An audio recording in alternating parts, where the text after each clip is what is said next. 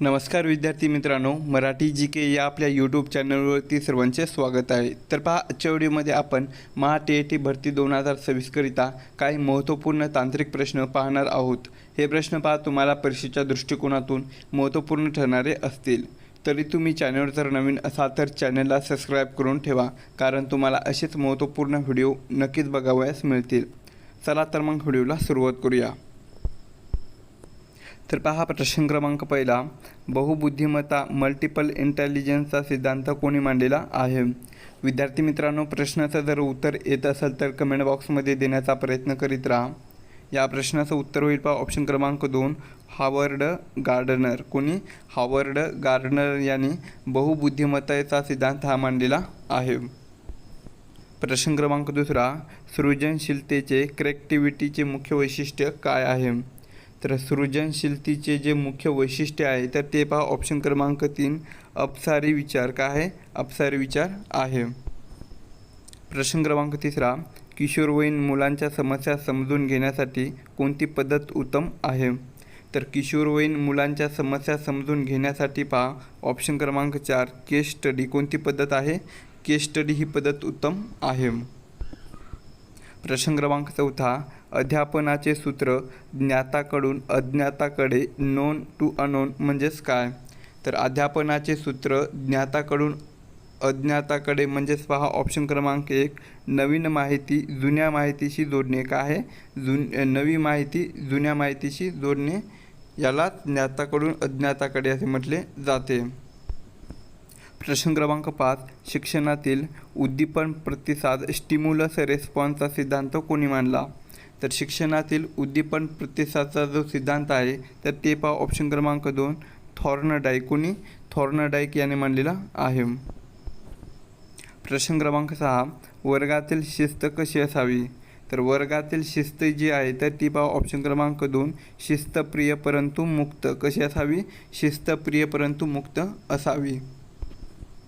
प्रश्न क्रमांक 7, प्रयत्न प्रमाद ट्रायल अँड एरर अध्यापनाचा सिद्धांत कोणी मांडला? तर कोणी मांडलेला आहे तर ते ऑप्शन क्रमांक 1 पहा, थॉर्नडाईक। कोणी मांडलेला आहे? थॉर्नडाईक यांनी हा सिद्धांत मांडलेला आहे। प्रश्न क्रमांक 8, बालकाची बुद्धिमत्ता ही प्रामुख्याने कशाचे फळ आहे? तर बालकाची बुद्धिमत्ता ही जी आहे तर ती प्रामुख्याने पहा ऑप्शन क्रमांक 3, अनुवंशिकता आणि वातावरण यांची अंतक्रिया। काय आहे? अनुवंशिकता आणि वातावरण यांची अंतक्रिया याचे फळ आहे। प्रश्न क्रमांक 9, अंतर्दृष्टी इनसाइड अध्यापनाचे महत्त्व कोणी सांगितले? तर अंतर्दृष्टी अध्यापनाचे जे महत्त्व आहे तर ते पहा ऑप्शन क्रमांक 1, गेस्टाल्ड मानसशास्त्रज्ञ। कोणी? गेस्टाल्ड मानसशास्त्रज्ञ यांनी सांगितलेली आहे। प्रश्न क्रमांक 10, वर्गातील प्रतिभावान गिफ्टेड विद्यार्थ्याची ओळख कशी पडते? तर वर्गातील प्रतिभावान विद्यार्थ्याची जी ओळख आहे तर ती पहा ऑप्शन क्रमांक 3, त्याचे प्रश्न विचारण्याचे प्रमाण आणि जिज्ञासा जास्त असते। कशी असते? त्याचे प्रश्न विचारण्याचे प्रमाण आणि जिज्ञासा जास्त अशी विद्यार्थ्याची ओळख पडते। प्रश्न क्रमांक 11, भाषिक विकास हा मुख्यत्वे कशावर अवलंबून असतो? तर भाषिक विकास हा जो आहे तर तो पहा मुख्यत्वे ऑप्शन क्रमांक 2, सराव आणि सामाजिक संपर्क। कशावर? सराव आणि सामाजिक संपर्क यावर अवलंबून असतो। प्रश्न क्रमांक 12, वर्गात शिकवताना दृश्य श्राव्य ऑडिओ व्हिज्युअल साधनाचा वापर का करावा?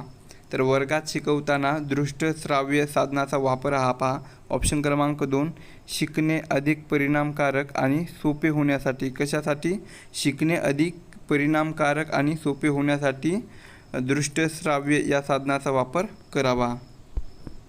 प्रश्न क्रमांक 13, गट कार्य ग्रुप वर्क केल्यामुळे मुलांमध्ये कोणता गुण विकसित होतो? तर गट कार्य केल्यामुळे मुलांमध्ये पहा ऑप्शन क्रमांक 2, नेतृत्व आणि सहकार्य। काय आहे? नेतृत्व आणि सहकार्य हा गुण विकसित होतो। प्रश्न क्रमांक 14, वयस्क अडल्टहूड काळानंतर विकासाची गती कशी होते? तर वयस्क काळानंतर विकासाची जी गती आहे तर ती पहा ऑप्शन क्रमांक 4, मंदावते किंवा स्थिर होते। कशी होते? मंदावते किंवा स्थिर होते। प्रश्न क्रमांक 15, अभ्यासातील एकाग्रता वाढवण्यासाठी काय करावे? तर अभ्यासातील एकाग्रता वाढवण्यासाठी पहा ऑप्शन क्रमांक 3 शांत आणि योग्य वातावरण निवडावे. काय करावे? शांत आणि योग्य वातावरण निवडले पाहिजे. प्रश्न क्रमांक 16 मनोविश्लेषण सायको अनालायसिसचा सिद्धांत कोणी मांडला? तर मनोविश्लेषणचा जो सिद्धांत आहे तर ते पहा ऑप्शन क्रमांक 1 सिगमंड फ्रॉइड. कोणी मांडलेला आहे? सिगमंड फ्रॉइड यांनी मांडलेला आहे. प्रश्न क्रमांक 17 वर्गात लोकशाहीपूर्ण वातावरण म्हणजे काय? तर वर्गात लोकशाहीपूर्ण वातावरण म्हणजेच ऑप्शन क्रमांक 2 प्रत्येकाला आपले मत मांडण्याची संधी देणे. काय आहे? प्रत्येकाला आपले मत मांडण्याची संधी देणे. प्रश्न क्रमांक 18 बालकाचा विकास ही एक डॅश क्रिया आहे. तर बालकाचा विकास ही एक पहा ऑप्शन क्रमांक 2 निरंतर. काय आहे? निरंतर प्रक्रिया आहे. पुढचा प्रश्न आहे अध्ययनाचे नियम कोणी दिले? तर अध्ययनाचे जे नियम आहेत तर ते पहा ऑप्शन क्रमांक 1 थॉर्नडाईक. कोणी दिलेले आहेत? थॉर्नडाईक यांनी दिलेले आहेत. प्रश्न क्रमांक 20 वर्गातील मंदबुद्धी मुलांसाठी काय करावे? तर वर्गातील मंदबुद्धी मुलांसाठी पहा ऑप्शन क्रमांक 2 त्यांना विशेष वैयक्तिक लक्ष द्यावे. काय करावे? त्यांच्याकडे विशेष वैयक्तिक लक्ष द्यावे. प्रश्न क्रमांक 21 सामाजिक विकासात शिक्षकाची भूमिका काय असावी? तर सामाजिक विकासात शिक्षकाची जी भूमिका आहे तर ती पहा ऑप्शन क्रमांक 2 चांगले आदर्श निर्माण करणे आणि सहकार्य करणे. काय आहे? चांगले आदर्श निर्माण करणे आणि सहकार्य करणे हे शिक्षकाची भूमिका असावी. प्रश्न क्रमांक 22 स्मरणशक्ती वाढवण्याचा सर्वोत्तम मार्ग कोणता आहे? तर स्मरणशक्ती वाढवण्याचा सर्वोत्तम मार्ग जो आहे तर ते पहा ऑप्शन क्रमांक 1 वारंवार उजळणी. त्याला तर रिव्हिजन असे म्हणतात. तर वारंवार उजळणी करणे हेच स्मरणशक्ती वाढवण्याचा सर्वोत्तम मार्ग आहे. प्रश्न क्रमांक 23 वर्गातील वातावरण कसे असावे? तर ऑप्शन क्रमांक 4 पहा संवादात्मक आणि पोषक. कसे? संवादात्मक आणि पोषक हे वर्गातील वातावरण असावे. प्रश्न क्रमांक 24 प्रेरणा मोटिवेशनचे 2 प्रकार कोणते? तर प्रेरणेचे 2 प्रकार हे पहा ऑप्शन क्रमांक 2 अंतर्गत आणि बाह्य. कोणतं आहे? अंतर्गत आणि बाह्य असे 2 प्रकार आहेत. प्रश्न क्रमांक 25 शालेय जीवनात खेळांना महत्त्व का द्यावे? तर शालेय जीवनामध्ये खेळांना महत्त्व ऑप्शन क्रमांक 2 पहा शारीरिक आणि मानसिक विकासासाठी. कशासाठी? शारीरिक आणि मानसिक विकासासाठी महत्त्व द्यावे. प्रश्न क्रमांक 26 विद्यार्थ्याचे मूल्यमापन कशाच्या आधारावर असावे? तर विद्यार्थ्याचे जे मूल्यमापन आहे तर ते पहा ऑप्शन क्रमांक 1 वर्गातील वर्तन आणि सहशालेय उपक्रम. का आहे? वर्गातील वर्तन आणि सहशालेय उपक्रम यावर आधारित असावे. प्रश्न क्रमांक 27 प्रभावी शिक्षक तो असतो जो डॅश असतो. तर ऑप्शन क्रमांक 2 पहा विद्यार्थ्यांना शिकवण्यासाठी प्रेरित करतो. का आहे? विद्यार्थ्यांना शिकवण्यासाठी प्रेरित करतो तो प्रभावी शिक्षक असतो. प्रश्न क्रमांक 28 अध्यापन टीचिंग ही एक डॅश प्रक्रिया आहे. तर अध्यापन ही एक पहा ऑप्शन क्रमांक 1 त्रिकेंद्री. कोणती आहे? त्रिकेंद्री प्रक्रिया आहे. प्रश्न क्रमांक 29 शिक्षणाचे अंतिम ध्येय काय आहे? तर ऑप्शन क्रमांक 4 पहा सर्वांगीण व्यक्तिमत्व विकास. काय आहे? सर्वांगीण व्यक्तिमत्व विकास हे शिक्षणाचे अंतिम ध्येय आहे. प्रश्न क्रमांक 30 माहितीचा उपयोग करून नवीन समस्या सोडवणे म्हणजेच काय? तर माहितीचा उपयोग करून नवीन समस्या सोडवणे म्हणजेच काय? ऑप्शन क्रमांक 2 चिंतन. काय करणे? चिंतन करणे. Thinking reasoning. प्रश्न क्रमांक 31 बुद्धिमत्ता म्हणजेच काय? तर ऑप्शन क्रमांक 4 पहा नवीन परिस्थितीशी जुळवून घेण्याची क्षमता. काय आहे? नवीन परिस्थितीशी जुळवून घेण्याची क्षमता म्हणजेच बुद्धिमत्ता होय. प्रश्न क्रमांक 32 शालेय वातावरणात आनंदी राहण्यासाठी शिक्षकाने काय करावे? तर शालेय वातावरणामध्ये आनंदी राहण्यासाठी शिक्षकाने पहा ऑप्शन क्रमांक 2 विद्यार्थ्याच्या मतांचा आदर करावा. काय करावा? विद्यार्थ्यांच्या मताचा त्यांनी आदर करावा. प्रश्न क्रमांक 33 प्रगतिशील शिक्षण प्रोग्रेसिव्ह एज्युकेशनचे जनक कोण आहेत?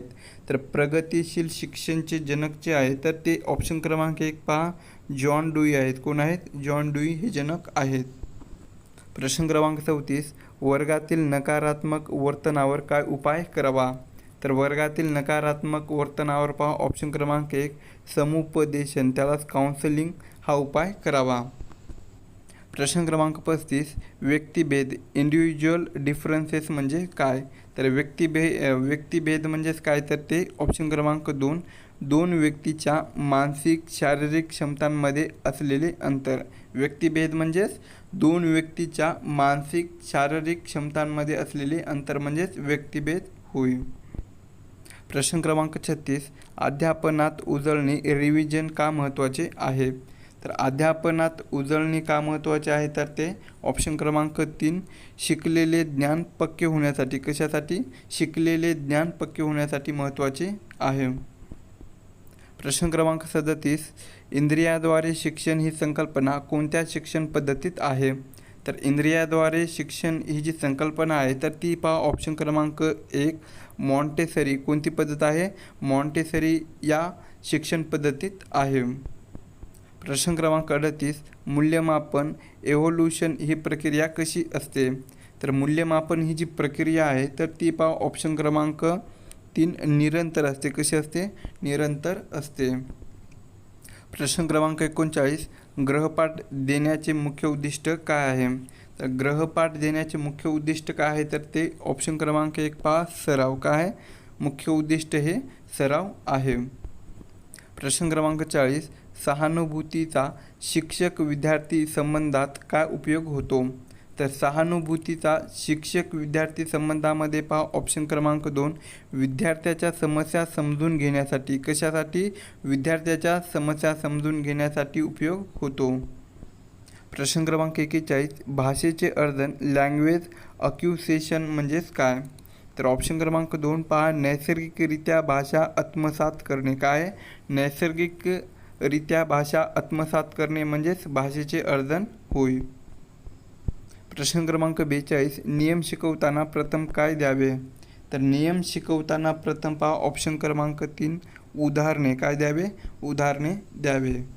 प्रश्न क्रमांक 43 गणिताच्या भीतीवर उपाय काय? तर ऑप्शन क्रमांक 2 पहा गणिताचे सोपे प्रकार प्रथम सोडवणे आणि आत्मविश्वास वाढवणे. काय? गणिताच्या भीतीवर उपाय हा आहे गणिताचे सोपे प्रकार प्रथम सोडवणे आणि आत्मविश्वास वाढवणे. प्रश्न क्रमांक 44 वर्गातील गोंधळ कसा कमी करता येईल? तर वर्गातील गोंधळ हा पहा ऑप्शन क्रमांक 2 विद्यार्थ्यांना कामात व्यस्त ठेवून. काय? विद्यार्थ्यांना कामात व्यस्त ठेवून कमी करता येईल. प्रश्न क्रमांक 45 पाठ्यपुस्तके कशी असावी? तर पाठ्यपुस्तके हे पहा ऑप्शन क्रमांक 1 रंजक आणि समजण्यास सोपी. कशी असावी? रंजक आणि समजण्यास सोपी असावी. प्रश्न क्रमांक 46 शिक्षकाने संवादी कम्युनिकेशन कसा असावा? तर शिक्षकाने संवादी कसा असावा? तर तो ऑप्शन क्रमांक 1 पहा स्पष्ट आणि प्रभावी. कसा असावा? स्पष्ट आणि प्रभावी असावा. प्रश्न क्रमांक 47 विद्यार्थ्याच्या चुकांमधून काय शिकावे? तर विद्यार्थ्यांच्या चुकांमधून पहा ऑप्शन क्रमांक 2 चुका या शिक्षणाचा भाग आहेत त्यातून शिकता येईल. काय? चुका या शिक्षणाचा भाग आहेत त्यातून शिकता येईल हे शिकावे. प्रश्न क्रमांक 48 शाळा व्यवस्थापन समितीत कोणाचा सहभाग असावा? तर शाळा व्यवस्थापन समितीत पहा ऑप्शन क्रमांक 1 शिक्षक पालक आणि स्थानिक प्रतिनिधी. कोणाकोणाचा? शिक्षक पालक आणि स्थानिक प्रतिनिधी यांचा सहभाग असावा. प्रश्न क्रमांक 49 आदर्श शिक्षकाचे प्रमुख लक्षण कोणते? तर आदर्श शिक्षकाचे प्रमुख लक्षण हे पहा ऑप्शन क्रमांक 4 विषयाचे सखोल ज्ञान आणि विद्यार्थ्याविषयी प्रेम. काय असावे? विषयाचे सखोल ज्ञान आणि विद्यार्थ्याविषयी प्रेम हे लक्षण असावे. प्रश्न क्रमांक 50 बुद्धिमत्ता मोजण्यासाठी वापरल्या जाणाऱ्या कसोटीला काय म्हणतात? तर बुद्धिमत्ता मोजण्यासाठी वापरल्या जाणाऱ्या कसोटीला पहा ऑप्शन क्रमांक 1 बुद्धिमत्ता चाचणी. त्यालाच IQ टेस्ट असे म्हणतात.